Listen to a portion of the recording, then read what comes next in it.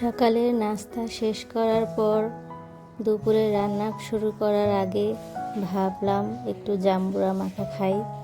তো ফ্রিজে ছিল অর্ধেকটা জাম্বুরা, তো সেটাই ছুলে বেছে নিয়েছি। এই তো, আসসালামু আলাইকুম, কেমন আছেন সবাই?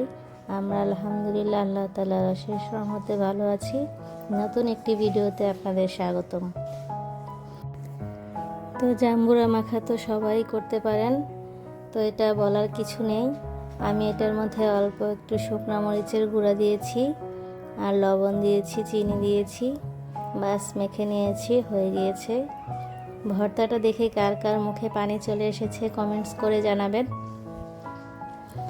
তো এই তো, জাম্বুরাটা কিন্তু মিষ্টি ছিল, টক ছিল না।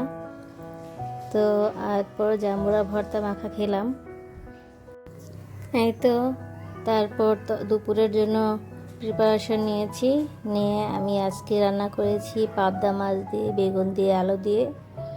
তো শর্টকাটে এটা রান্না করে ফেলেছি। এই তো, রান্না হয়ে গিয়েছে। তারপর আমার একটা পার্সেল এসেছিল দারাজ থেকে, আপনাদেরকে দেখাচ্ছি। এই তো পার্সেলটা এই যে খুলে নিলাম আপনাদের সামনে। দেখুন তো এটা কি। এটা হচ্ছে এসি, আমার যে রুমে এসি আছে সেই রুমের দরজার জন্য এটা নিয়েছি, যাতে নিচে দিয়ে হাওয়া বের হয়ে না যায়। তো এটা আমি দুটো অর্ডার করেছিলাম, একটা বেডরুমের দরজার জন্য আর একটা বারান্দার দরজার জন্য। তো এই যে দেখুন, আমি এটা লাগিয়ে নিচ্ছি।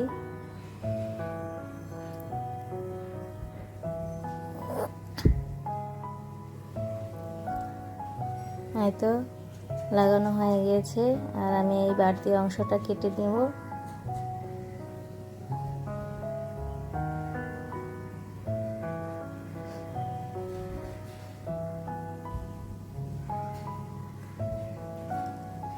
এই তো বারান্দার দরজার জন্য একটা এনেছিলাম, তো বারান্দার দরজার এটা হয়নি, দরজাটা একটু উঁচু ছিল, এটা নিচে পড়ে যাচ্ছিল, এটা লাগাতে পারিনি আমি।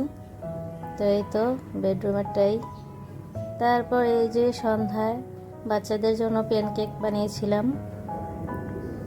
এই প্যানকেকের উপরে আমি আবার অল্প একটু মধু দিয়ে দিয়েছি।